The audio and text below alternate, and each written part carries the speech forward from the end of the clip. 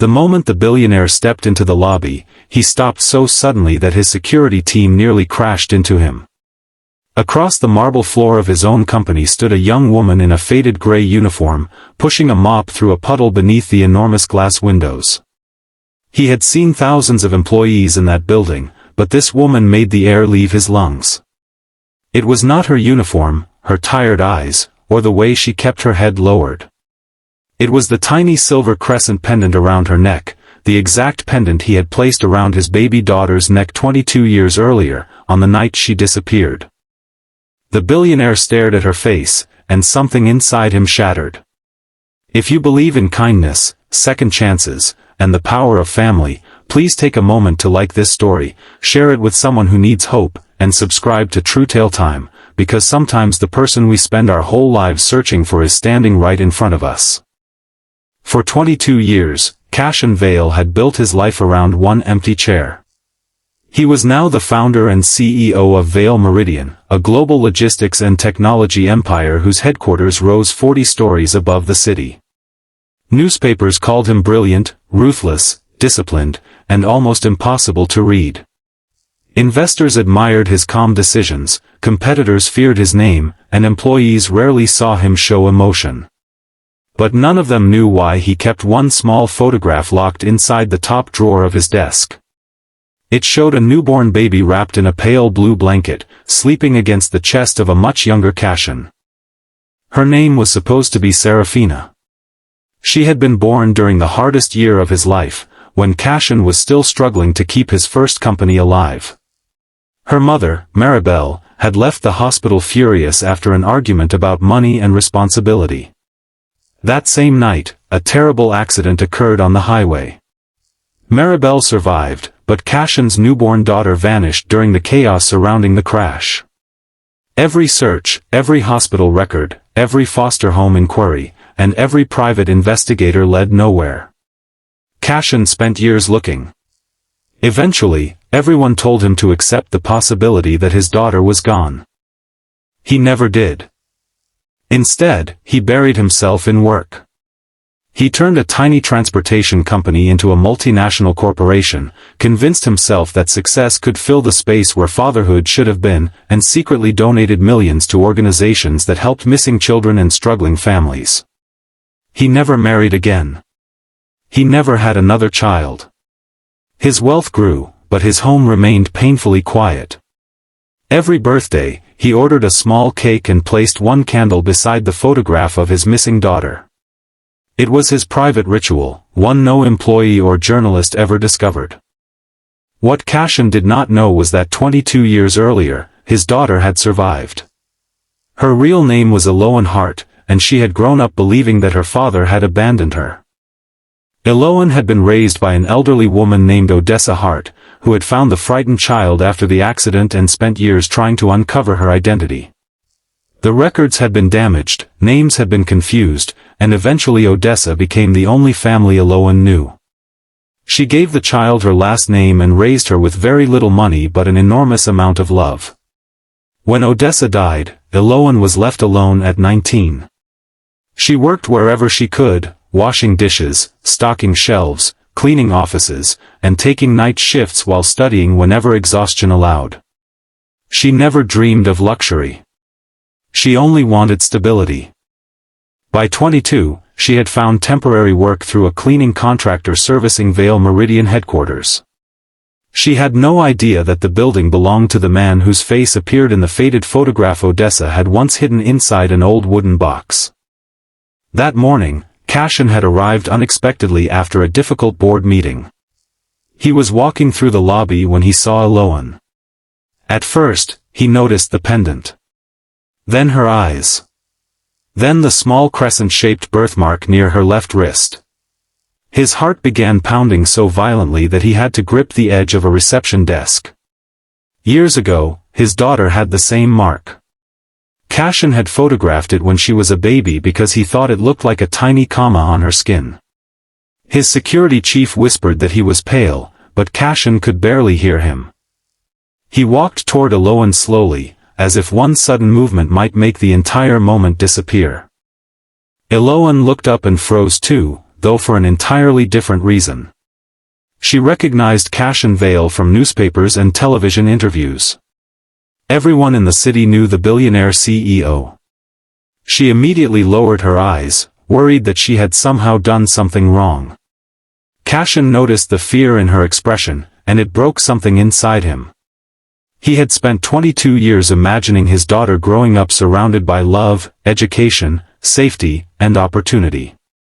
Instead, the young woman standing before him was working on her knees, cleaning stains from a floor in the company he owned. She was wearing worn-out shoes and carrying a lunch container that looked almost empty. Cassian quietly asked the human resources director for Eloan's employment records. The file revealed that she had been hired through an outside contractor, that she regularly worked extra shifts, and that she had once declined medical leave because she could not afford to lose the hours. There was also an emergency contact listed under Odessa Hart, marked deceased. Cassian felt his chest tighten. He immediately ordered a private investigation, but he refused to tell anyone why.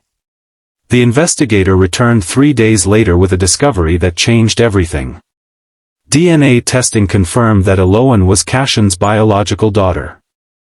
For the first time in decades, the billionaire cried in his office. He cried not because he had found her, but because he realized how much of her life he had missed. Her first steps. Her first day of school. Her childhood fears. Her birthdays. Every scraped knee and every night she had cried without him knowing. His billions suddenly felt worthless. He could buy buildings, companies, aircraft, and entire blocks of the city, but he could not purchase a single lost afternoon with his daughter. Cassian did not immediately reveal the truth. Instead, he began watching from a distance. He learned that Eloan secretly left food outside for a homeless man who slept near the employee entrance. He discovered that she gave part of her paycheck to a coworker struggling to pay for her son's school supplies. He saw her arrive early every morning despite taking 2 buses to work. The more he learned, the more ashamed he became of the years he had spent believing that wealth and protection were the same thing as love. Finally, one rainy evening, Cassian asked Eloan to meet him in his office. She entered nervously, expecting a warning about her work. Instead, she saw the old photograph on his desk. Her eyes immediately fell on the silver crescent pendant around her own neck. Odessa had told her only once that the pendant belonged to the family she had lost. Cassian slowly explained everything, the accident, the search, the years of waiting, the photograph, and the truth confirmed by the test. Eloan stood completely still, unable to understand how the billionaire she had cleaned floors for could possibly be the father she had spent her entire life wondering about. Her first reaction was not happiness. It was pain. She asked why he had not found her sooner. Cassian had no perfect answer. He could only admit that he had searched, failed, and then spent 22 years carrying the guilt of that failure. Eloan cried because she had spent her childhood believing she was unwanted, while Cassian cried because he had spent his adulthood believing he had lost the right to call himself her father. But that night did not magically erase 22 years. Cassian understood that money could not repair what time had destroyed. So he did not offer Eloan a mansion or force her into his world.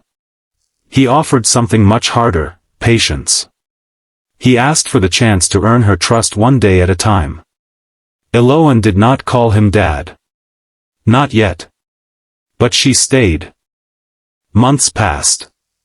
Cassian began showing up for ordinary things. He helped her choose a small apartment, but let her pay her own way. He attended her evening classes. He listened when she talked about Odessa. He kept every photograph Eloan gave him. And when Eloan eventually told him she wanted to continue working rather than simply live from his fortune, Cassian respected her decision. Instead of giving her a meaningless executive title, he created a company-funded program for employees who wanted education and advancement, inspired by the opportunities Eloan had never received. 1 year later, the same lobby looked different. Eloan no longer cleaned its floors.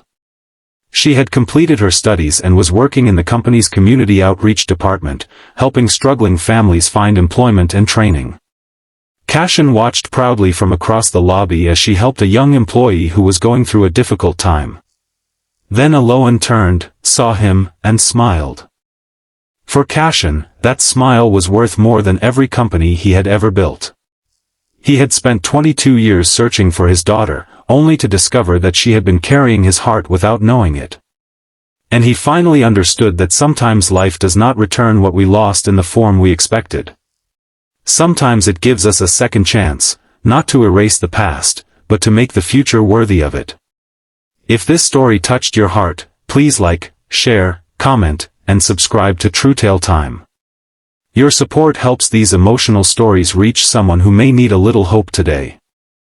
And before you leave, make a special commitment in the comments: I will never give up on the people I love, and I will always leave room for a second chance. Because Cassian learned the hardest lesson of all: a person can spend a lifetime building an empire and still have nothing more valuable than the hand of the child they once thought they had lost forever.